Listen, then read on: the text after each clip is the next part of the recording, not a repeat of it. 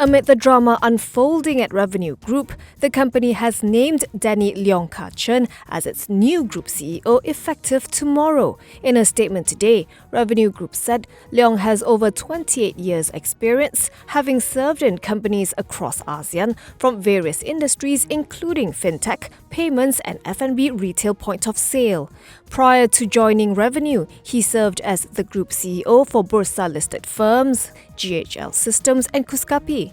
Revenue Group MD Dato' Eddie Ng Chi Siong, who previously also held the Group CEO post, said that given Leong's track record, execution skills as well as expertise, particularly in payments and tech-related sectors, he is just the right person to lead the management team in driving Revenue Group forward. In a prior statement earlier today, Revenue Group elaborated on the suspension of two of its executive directors, saying they had illegally seized company documents. According to its Bursa Malaysia filing, its directors were made aware of the incident that took place after their special meeting on the same day concerning brothers Brian Ng Shi Chiao and Dino Ng Shi Fang. The e-payment solutions provider said Dino had returned to the office premises later that evening with a group of approximately 4 unknown individuals.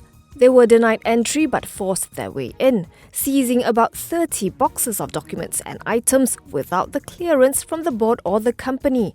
Revenue Group said it views this as an illegal forced entry and will lodge a police report on this matter. It will consult its legal advisor on the next course of action. Brian and Dino co-founded the group in 2003 with Eddie, who has no familial relationship with the two men. Their executive functions were suspended following certain complaints against the siblings. At the close, Revenue Group fell 28.2% to 48.5 sen, giving it a market capitalization of 233.87 million ringgit.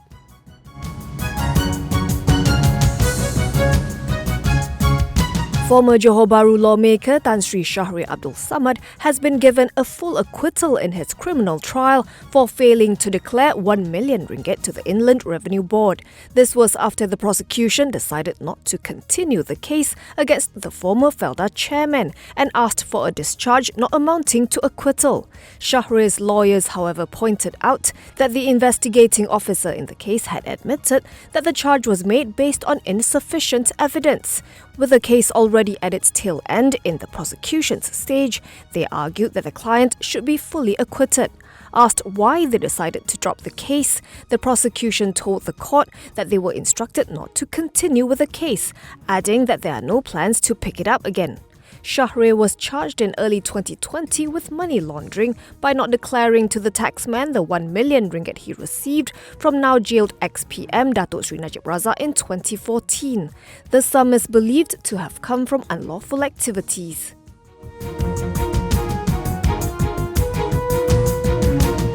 Defence Minister Datuk Sri Mohammed Hassan says Mindef will realise the completion of the littoral combat ship project for the Navy to strengthen the defence of national waters. According to a Bernama report, Mohammed said his ministry's mission is to complete the ships by 2024. He said the aim is to have at least 4, if not all 6 vessels completed during his tenure at Mindef.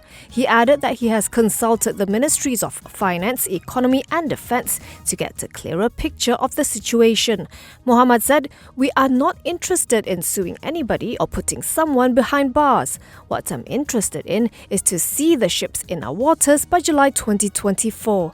Mindef awarded the 9.13 billion ringgit project to Bousted Naval Shipyard in December 2011. The ships were initially slated to be delivered on a staggered basis, with the first to be sent in April 2019 and the last ship delivered by June 2023. Despite the government having disbursed 6.08 billion ringgit for the project, not a single vessel has been delivered to date.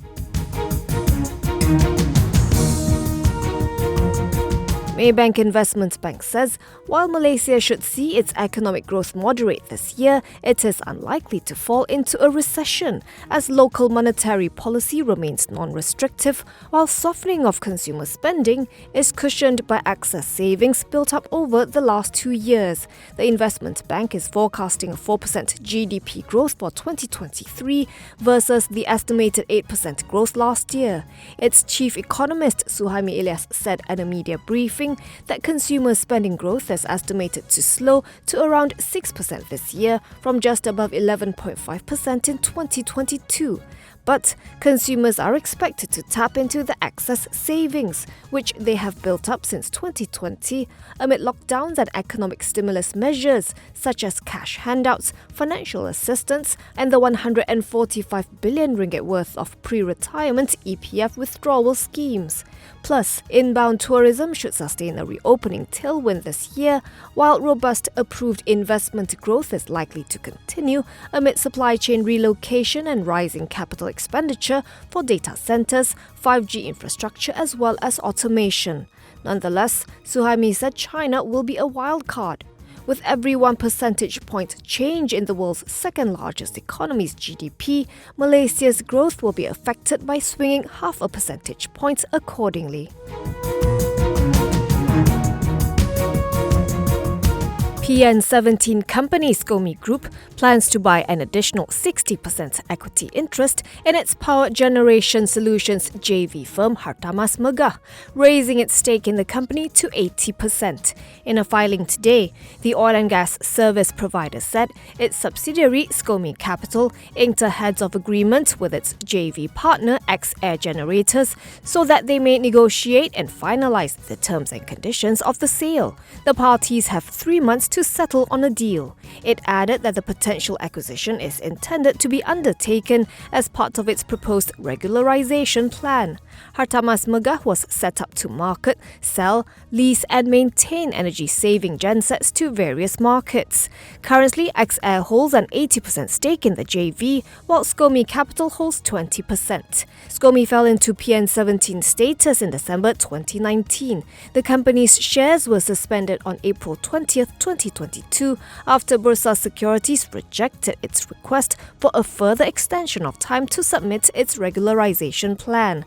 The counter last traded at half a cent on April 18th, 2022.